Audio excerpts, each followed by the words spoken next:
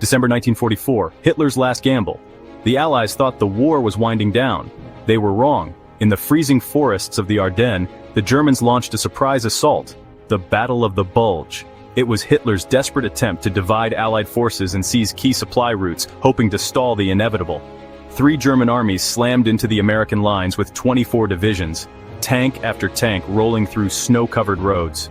2 massive gaps opened in the Allied front. By December 17th, chaos reigned. The U.S. 7th Armored Division found itself isolated at St. Vith, holding out under brutal pressure before retreating west. But the Germans hadn't counted on the grit of the 101st Airborne.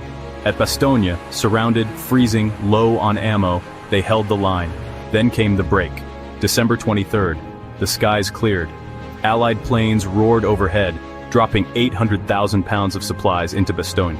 Patton's Third Army raced north, smashing through German lines to relieve the siege. By mid-January, the Allies had pushed the Germans back and closed that gap. The Bulge was erased.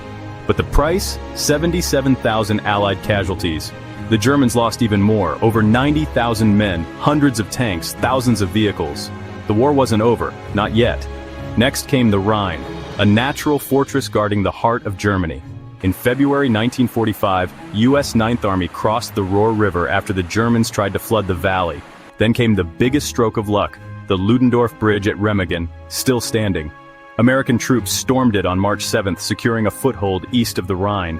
Within days, engineers built floating bridges, pouring men and machines into Germany. Further north, Montgomery launched a dramatic assault across the Rhine, Operation Varsity, backed by 1,300 gliders and 1,500 planes. It was the largest airborne operation of the war. Now the Allies surged across Germany, cities fell. Cologne, Wesel, and finally the Ruhr, the industrial heart of Nazi Germany, was surrounded. On April 18th, 325,000 Germans surrendered. Then came the horrors. Near Gotha, Patton's troops uncovered a Nazi concentration camp. Eisenhower saw it with his own eyes. He said the world had to see it too. On April 25th, 1945, at Torgau on the Elbe River, American and Soviet troops shook hands. Germany was split. The war in Europe was almost over. Hitler's last stand had failed, and the world would never be the same again.